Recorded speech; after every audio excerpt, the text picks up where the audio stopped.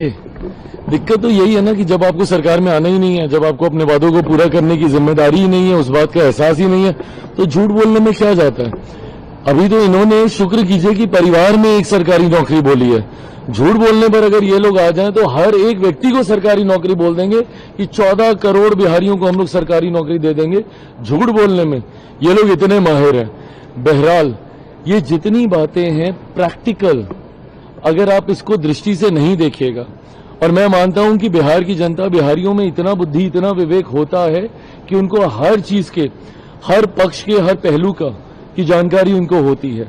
आज की तारीख में हम लोग को जाके कहीं पे बताने की जरूरत नहीं पड़ रही है किसी भी बिहारी को कि भैया कहां से दीजिएगा, पैसा कहां से आएगा आपके पास, राजस्व कहां से अर्जित कीजिएगा, ये किसी को बताने की जरूरत नहीं है।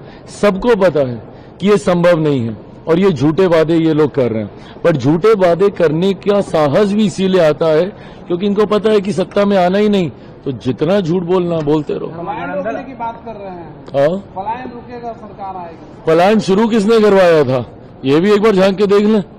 90 का वो दशक था ना, इन्हीं का ही शासनकाल था, इन्हीं के परिवार के सदस्य मुख्यमंत्री थे जिस वक्त पलायन शुरू हुआ। तो अगर पलायन रोकने की अगर इनको इतनी चिंता है तो इनको वो दशक भी याद करना चाहिए जिसकी वजह से पलायन चरम सीमा पे गया था। और आज भी जिस तरीके से ये लोग हुड़दंग मचाते हैं, क्या ये जंगल राज की छाया नहीं दिखाई देती है। अभी परसों हमारे वहां पे प्रत्याशी जिसकी गाड़ी को तोड़ा गया बख्तियारपुर में, वहां पे उनकी गाड़ी के ऊपर जिस तरीके से हमला किया गया, ये वही लोग हैं ना, इसी मानसिकता वाले लोग हैं जिन्होंने जंगल राज के समय किसी बिहारी को बिहार में रहने लायक नहीं छोड़ा था। आज उनकी वजह से बिहार इतना पीछे गया। जो पहली पीढ़ी जो अभी रील स्क्रॉल करती है और देखती है कि भैया दिल्ली बंबई इतने चमचमाते शहर बन गए, बिहार क्यों नहीं बना, इसीलिए उनको ये बताना जरूरी है फर्स्ट टाइम वोटर को कि भैया उस वक्त 90 का दशक था जिसने बिहार को कम से कम पिछले 2.5-3 दशक पीछे धकेलने का काम किया। नहीं तो जिस गौरवशाली इतिहास से हम लोग आते हैं भैया, शिक्षा के महत्व को देश तो भूल जाए, दुनिया नहीं जानता था, तब हम लोग नालंदा यूनिवर्सिटी की हम लोग बात करते थे। एक से एक महापुरुषों की ये धरती रही है, कहने की जरूरत नहीं है। भाई बड़े बड़े अधिकारी, पदाधिकारी बिहार से होते हैं, IAS IPS ऑफिसर्स आप बोल लीजिए, मीडिया हाउस में देख लीजिए, बिजनेस हाउसेज में देख लीजिए। उसके बाद अगर बिहार का ये हाल हुआ तो कौन जिम्मेदार था? यही लोग जिम्मेदार थे। सर, महागठबंधन आरोप लगा रहा है कि एनडीए में मुस्लिम लीडर को दरकिनार किया गया। कौन आरोप लगा रहा है? महागठबंधन तेजस्वी आरोप। ये लोग क्या कर रहे हैं अपना भी बता दें प्रभु।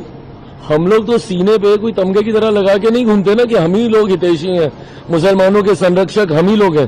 भैया हम तो सबका साथ, सबका विकास, सबका विश्वास, सबके प्रयास की बात करते हैं।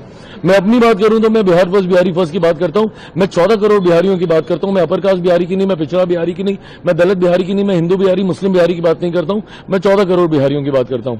सीने पे तमगे की तरह कौन लगा के घूमते हैं ये। तो जब उप मुख्यमंत्री की घोषणा करने की बारी आई तो क्या किया आपने? और मुसलमानों को कब तक प्रभु डरा डरा के एनडीए में जाइएगा तो ये हो जाएगा, मोदी आएंगे तो वो हो जाएगा, कब तक डराइएगा? आज नहीं तो कल मुसलमान जागेंगे और समझेंगे कि भैया क्या किया आप लोगों ने।